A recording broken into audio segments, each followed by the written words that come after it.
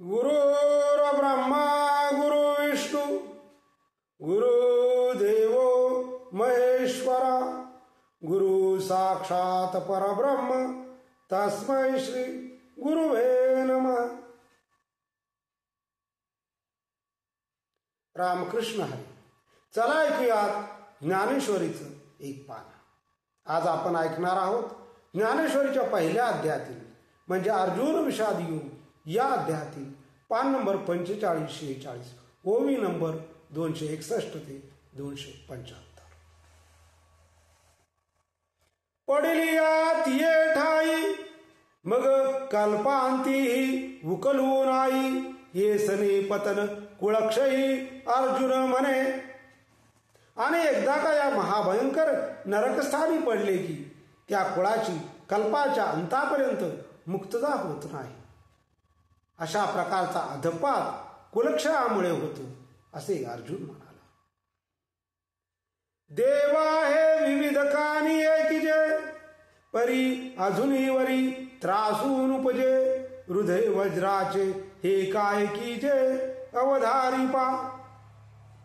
देवा, अशा विविध प्रकारची माझी बोलणी तुम्ही ऐकली तरी तुम्हाला अजूनपर्यंत त्याचा तिरस्कार वाटत आहे. ऐका, तुम्ही आपले हृदय वज्रासारखे केलेत की काय. अपेक्षी राजसुख जया लागीते तव क्षणिक ऐसे जाणता ही दोख अभेरुणा. ज्याच्यासाठी या राजसुखाचा अट्टहास करावा ते शरीर क्षणात नाश पावणारे आहे.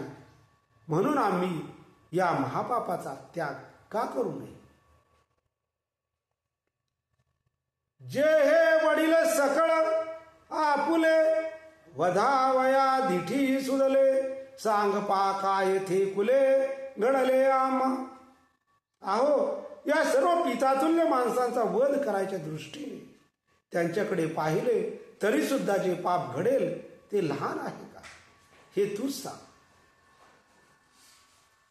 आता यावरी जे जियावे तयापासून हे बरवे जे शास्त्रे सांडुनी सहावे बाण यांचे. आता यावरी जे जियावे तयापासून हे बरवे जे शस्त्रे सांडुनी सहावे बाण यांचे. आता यानंतर जिवंत राहण्यापेक्षा ही शस्त्रास्त्रे टाकून देऊन त्यांचे बाण सहन करावे हाच अधिक श्रेयस्कर आहे. त्यावरी होय चितुके ते मरणही वरी निके परी येणे कल्मशे चाड नाही.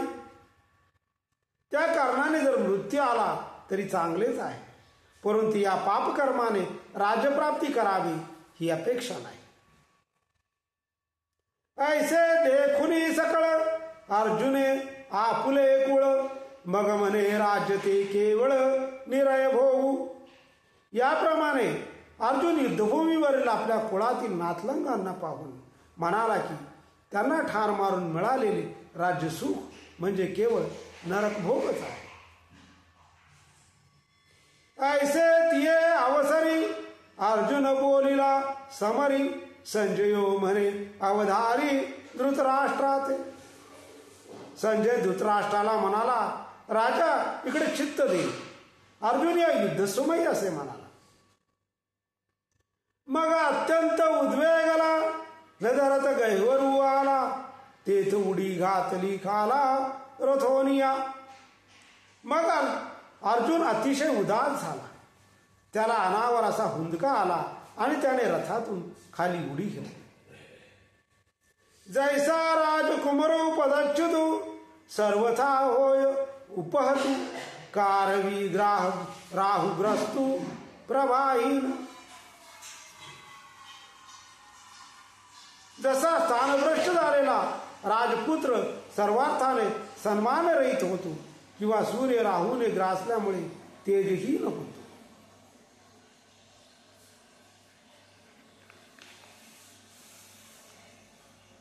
ना तरी महासिद्धी संभ्रमे जिंतला तापसू भ्रमे मग आकळूनी कामे दिनू कीजे. किंवा अनिमादी महासिद्धींच्या मोहामुळे तपस्वी भ्रमित बुद्धी होतो. मग कामवासनेच्या अधीन होऊन दिनवाना होतो. तैसा तो धनुर्धरू अत्यंत दुःखे जर्जरू जिसे जेथ रहिवरू त्याजला तेने. त्याप्रमाणे तो धनुर्धारी अर्जुन दुःखाने व्याकुळ झालेला दिसत होता. युद्धभूमीवर रथाचा त्याग केला होता. मग धनुष्यबाण सांडिले न धरत आश्रुपात आले. ऐसे एके राया तेथे वर्तले संजय म्हणे. मग त्याने धनुष्यबाण टाकून दिले. त्याला अश्रू आवरेना. संजय म्हणाला, राजा है तिथे प्रसंग घडला. आता यावरी तो वैकुंठनाथू देखोनी सखेद पार्थू कवने परी परमार्थू निरूपिल. आता यापुढे वैकुंठाधिपती श्रीकृष्ण अर्जुनाला व्यथित झालेला पाहून परमार्थाचा कोणता उपदेश करणार आहे ते सविस्तर पुढारी कथा अति सौ कौतुक ऐकता. ज्ञानदेव म्हणे आता निवृत्तीदासू.